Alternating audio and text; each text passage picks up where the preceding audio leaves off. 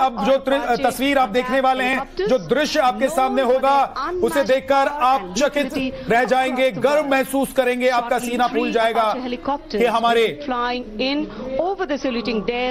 सेना के जवान आसमान में क्या क्या करतब दिखा सकते हैं और उनकी शक्ति क्या है।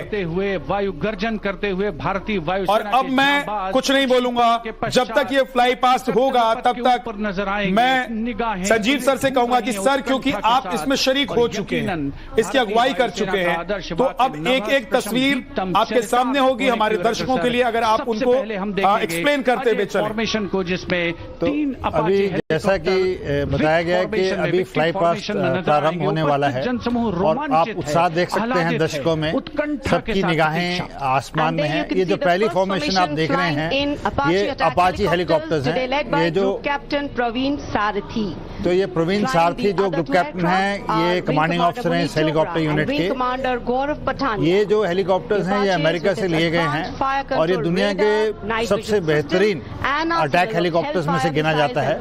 ये फॉर्मेशन जो अभी जा रही है करीब 100 से 150 फीट की ऊंचाई पे है कर्तव्य पथ के, और ये फॉर्मेशन 3 एयरक्राफ्ट की फॉर्मेशन है जो कि इंडिकेट करती है कि किसी भी युद्ध में, किसी भी लड़ाई में हम सक्षम हैं अपनी सेना की और अपने जो बाकी अजय फॉर्मेशन कहा जाता है।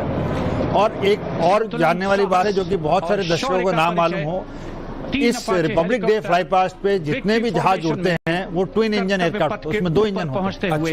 एक इंजन वाला जहाज सिक्योरिटी के कारण और सेफ्टी के हिसाब से नहीं यूज में लाया जाता है, तो जितने भी जहाज फ्लाई पास्ट में पार्टिसिपेट करते हैं वो 2 या 2 से ज्यादा इंजन।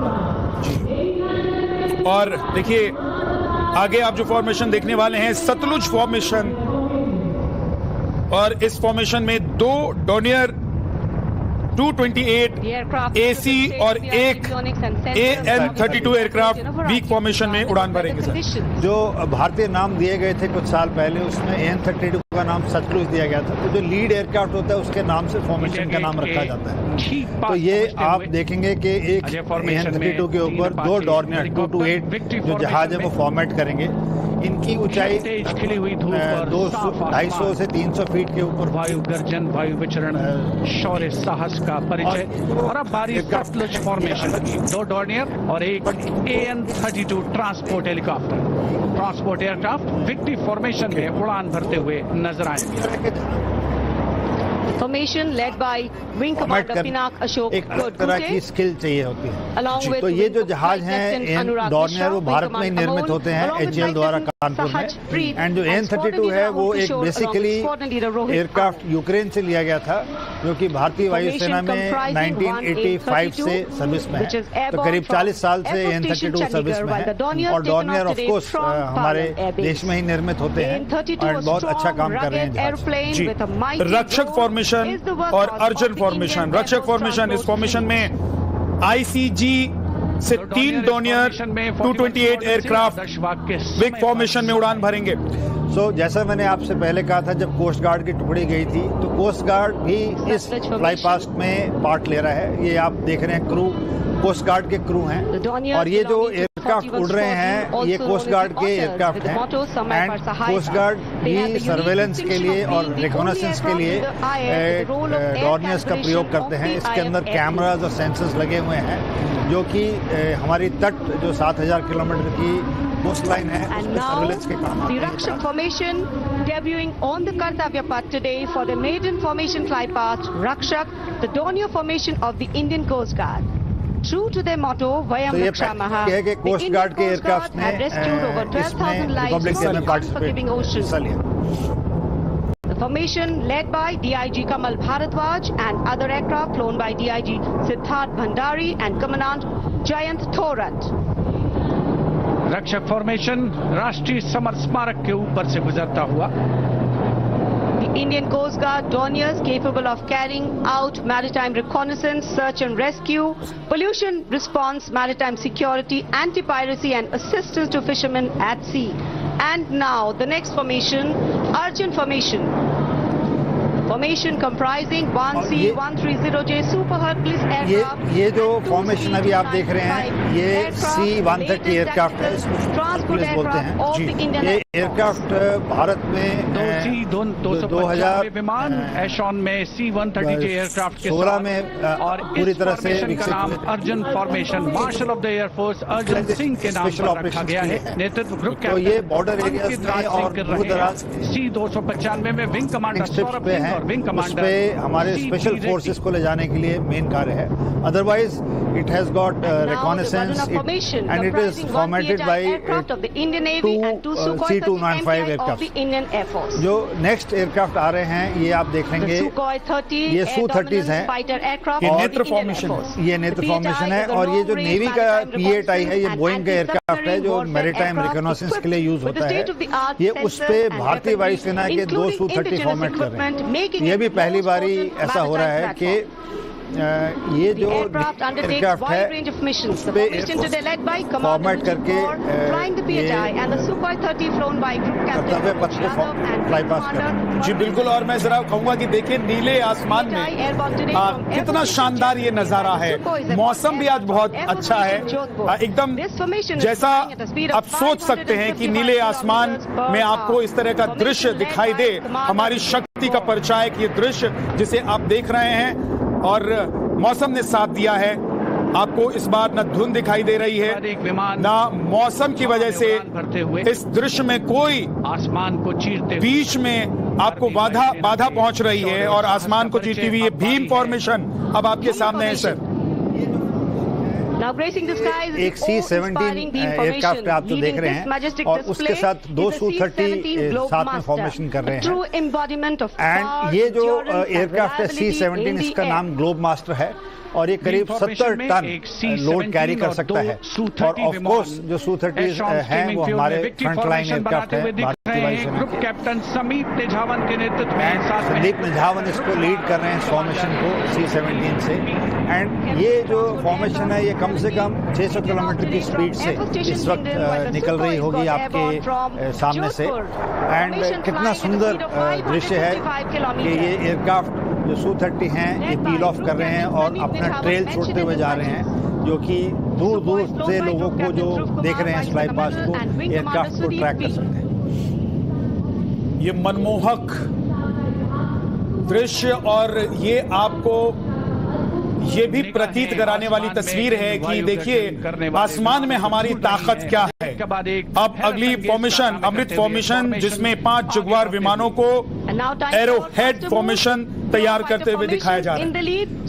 ये जैगुआर जो एयरक्राफ्ट हैं ये हमारे स्ट्राइक एयरक्राफ्ट हैं, ऑफेंसिव रोल में यूज किए जाते हैं, दुश्मन के इलाकों में जाके भारी बमबारी करने में प्रयोग करते हैं। और ये जो फॉर्मेशन है ये बहुत ही सुंदर है। आप देखिए कितनी अच्छी तालमेल से ये आ रहे हैं एंड इनकी स्पीड इस वक्त कम से कम नहीं तो 800-850 किलोमीटर प्रति घंटा की है। एंड आपने अगर नोट किया होगा तो फ्लाई पास्ट में जहाज पहले धीमी गति के चलते हैं, उससे धीरे फिर और तेज आते हैं, फिर और तेज जैसे कि अब आगे राफेल अंत में आएंगे। तो इसका एक कारण है फ्लाइंग के हिसाब से, इसीलिए स्पीड के हिसाब से फ्लाई पास्ट का नाम अमृतकाल भारत का vision 2047 and flying at a speed of 750 kilometers per hour. Today led by Group Captain Akash Chechi.